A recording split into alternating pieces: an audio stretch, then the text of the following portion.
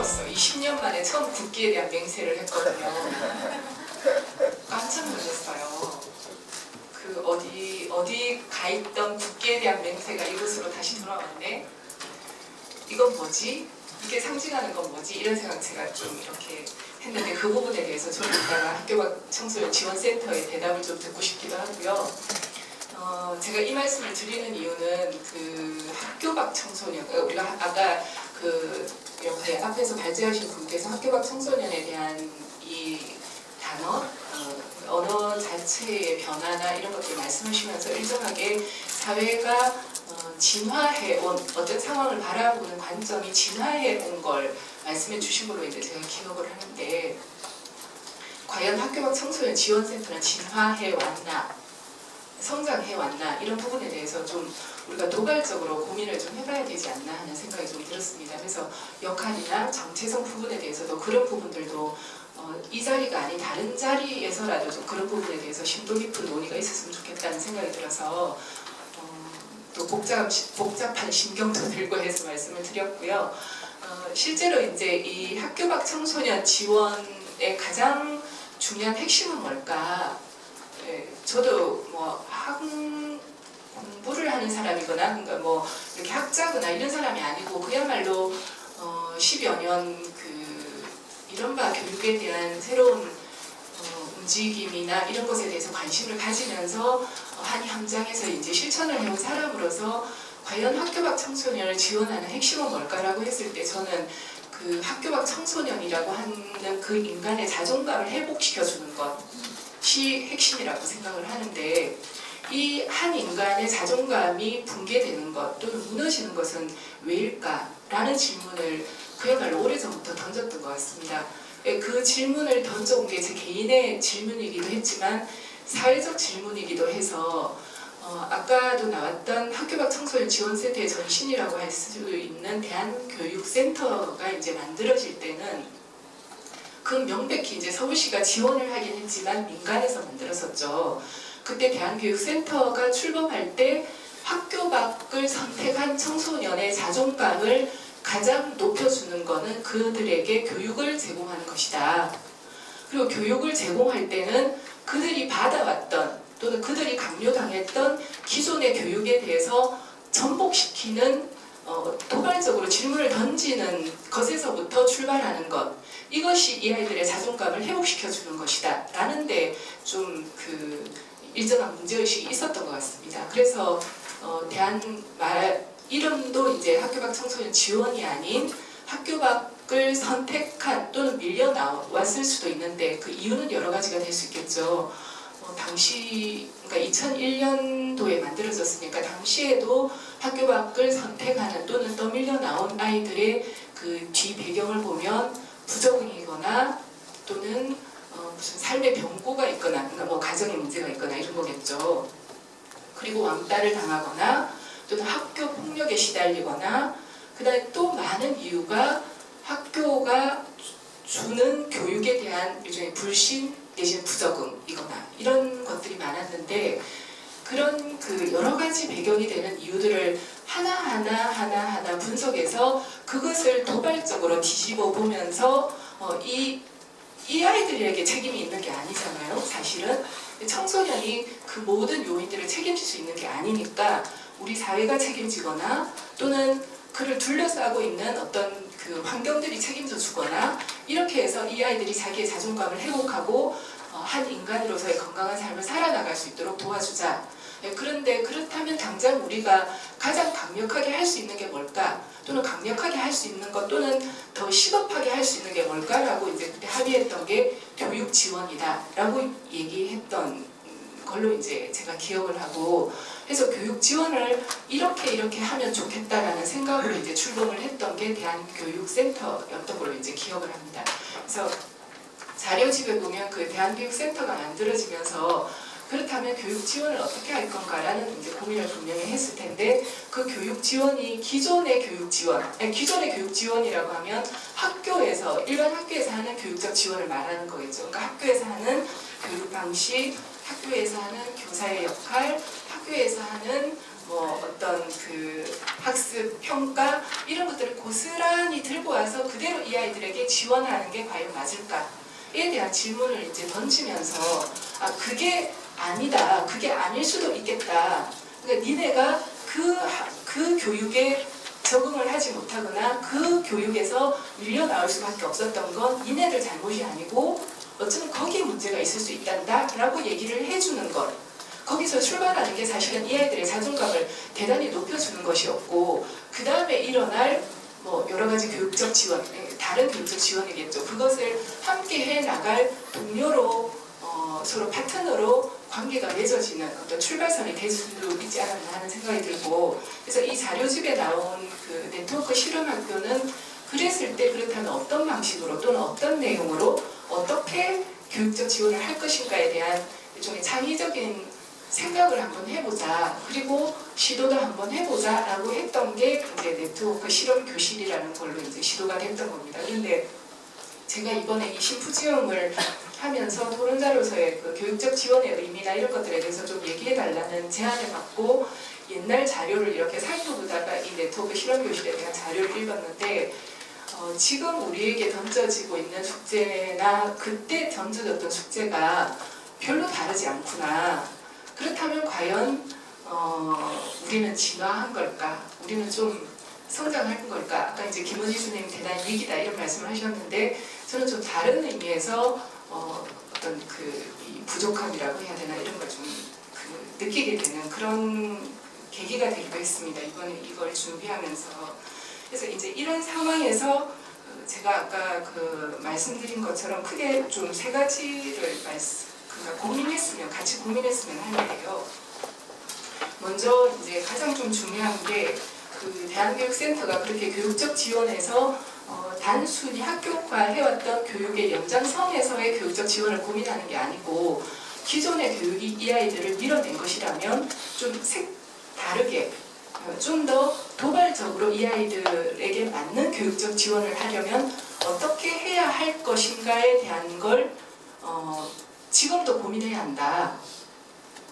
물론 이게 이제 개별 현장, 아이들의 교육적 지원을 하고 있는 개별 현장의 몫으로 돌아올 수도 있겠지만은 개별 현장의 몫으로만 돌리기에는 이제 너무 버거운 것이기 때문에 그걸 학교 밖 청소년 지원센터가 담당해야 된다. 그리고 특히 이제 서울시 학교 밖 청소년 지원센터의 경우는 다른 앞으로 강력권에서 이제 이런 지원센터가 다 만들어지는 걸로 말씀하셨는데 그런 강력권에서 만들어지는 다른 센터에 비해서 이미 되게 뿌리를 내리고 있는 교육적 지원을 하고 있는 배움터들이 여럿 있다는 건 전 대단히 고무적인 일이라고 생각하거든요.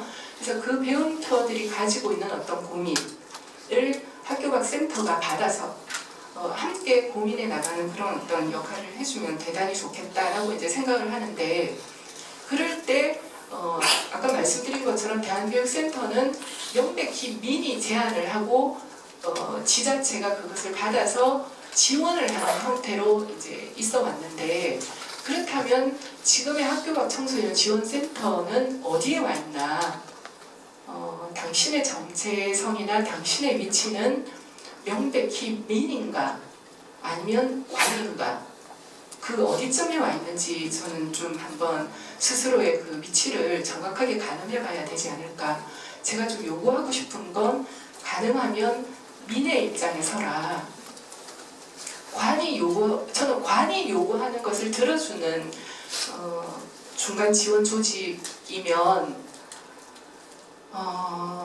그 창의적인 생각이나 되게 뭐라고 해야 되나 몸 빠르게 움직이는 변화나 또는 그때그때 필요한 어떤 지원이나 이런 것들을 해내기 정말 어려울 거라고 생각하거든요. 그 구조 자체도 그렇고 그래서 가능하면 당신의 위치나 구조나 실천 방식을 운영 방식을 민에 가깝게 위치 설정을 하는 거 좌표를 두는 거가 여러 가지 일을 해 나가기에 훨씬 더 수월하지 않을까 하는 생각이 들어서 학교 밖 청소년 지원센터는 당신의 위치를 어디쯤에 두고 있는지 한번 좀 더 정확하게 생각을 해보시면 좋겠다라는 생각이 들고 그랬을 때 이제 민의 좀 더 민의 조금 더 구체적으로 얘기하면 현장의 입장, 이 현장은 저는 좀 다양한 현장이 있을 거라고 생각하거든요. 제가 말씀드리는 교육적 지원을 하고 있는 배움터로서의 현장도 있겠지만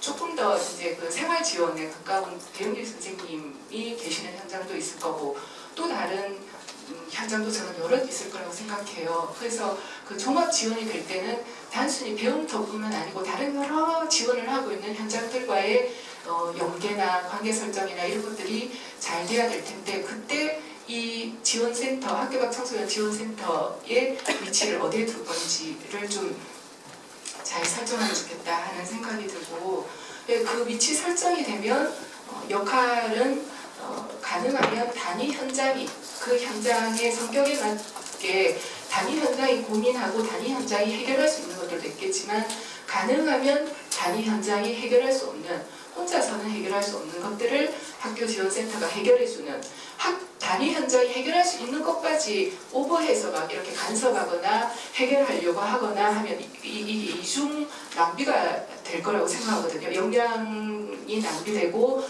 뭐 제대로 일도 안 되고 할 거니까 단위 현장이 할 수 있는 건 그냥 현장이 잘할 수 있도록 최대한 지원해주고 현장이 할 수 없는 것, 현장이 가지고 있는 어떤 숙제나 또는 고민이나 요구가 있는데 그걸 현장 혼자서 하기 힘들 때는 지원센터가 받아서 좀 해주는 이런 역할 이렇게 분업이 일어나면 대단히 좋겠다라고 생각하는데 그랬을 때 이제 배움터의 입장에서 보면 학교 밖 청소년 지원센터가 해줬으면 하는 거는 아까 그 교육적 지원을 하는 현장이 가져야 될 어떤 질문에서 저는 좀 더 이제 찾았으면 좋겠다고 생각하는데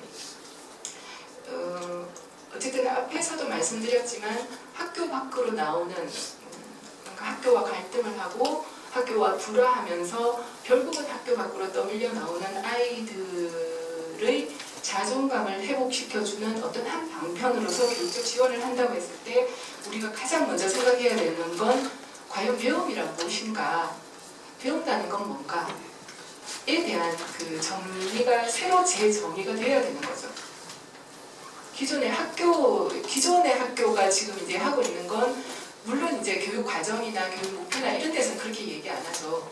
우리나라의 교육 목표도 홍익인간 뭐 이런 식으로 나오지만 실제로 다들 알고 있는 교육 목표는 대학 입시인 거고 그러니까 입시에서 더 좋은 대학에 가는 거 이런 건데 그게 아닌 실제로 우리가 이 아이들과 함께 해 나가야 될 배움의 정체는 뭘까에 대해서 다시 한번 우리식으로 정의를 내리는 게 필요한데 그건 단위 현장의 힘만으로는 좀 부족하겠다. 그래서 그런 걸 같이 하면 좋겠다. 그 다음에 두 번째로 배움을 새롭게 정의했을 때 그렇다면 그 배움을 구조화해 나가는 어떤 말하자면 이제 교육 과정이 필요한데 그 교육 과정은 어떻게 해야 될까? 이 또한 그 단위 현장에서 여러 가지로 고민을 할 수도 있겠지만 좀 더 전문가라든지 또는 좀 더 경험이 있는 사람들을 연결해서 제대로 된 어떤 구조화를 만들어낼 수 있는 걸 학교 밖 청소년 지원센터가 도와주면 좋겠다. 또 그랬을 때 교사의 역할에 대해서도 광범위하게 논의하고 토론하고 하면서 새롭게 교사의 역할을 정립해 나가는 이런 과정들을 학교 밖 청소년 지원센터가 주도한다기보다는 도와주면 좋겠다라고 생각을 합니다.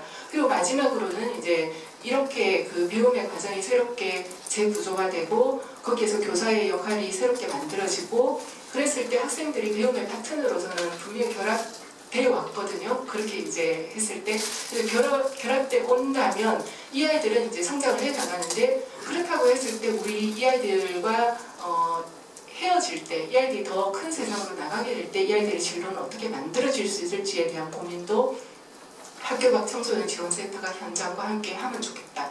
이런 생각을 했습니다. 그래서 이런 그 교육적 지원을 하는 현장을 도와주는 역할로는 이런 것이 있겠다. 이건 단위 현장 혼자서는 할 수 없다라는 말씀을 이제 드리고 싶고 다른 부분에 대해서는 거기에 제가 54쪽에 적어놓은 것처럼 담론 생산을 한다든지 뭐 교육이란 무엇인가 이런 것도 마찬가지겠죠. 그리고 진로란 그리고 생활에 대한 삶에 대한 지원을 한다는 건 뭔가 가족에 대해서 새롭게 볼 수도 있겠죠. 가족이 생물학적인 가족만 가족이어야 하냐, 사회적인 그런 어떤 가족이 새롭게 만들어질 수도 있는 거 아니냐 이런 식으로 얘기하면서 생물학적인 그 가족에게서 소외당하거나 일종의 버림받은 그래서 학교로부터 이탈할 수밖에 없었던 그런 아이들의 자존감을 살려주는 그런 새로운 담론을 만들어낸다든지 이런 것들 또한 저는 학교 밖 청소년 지원센터가 했으면 좋겠다라고 생각합니다.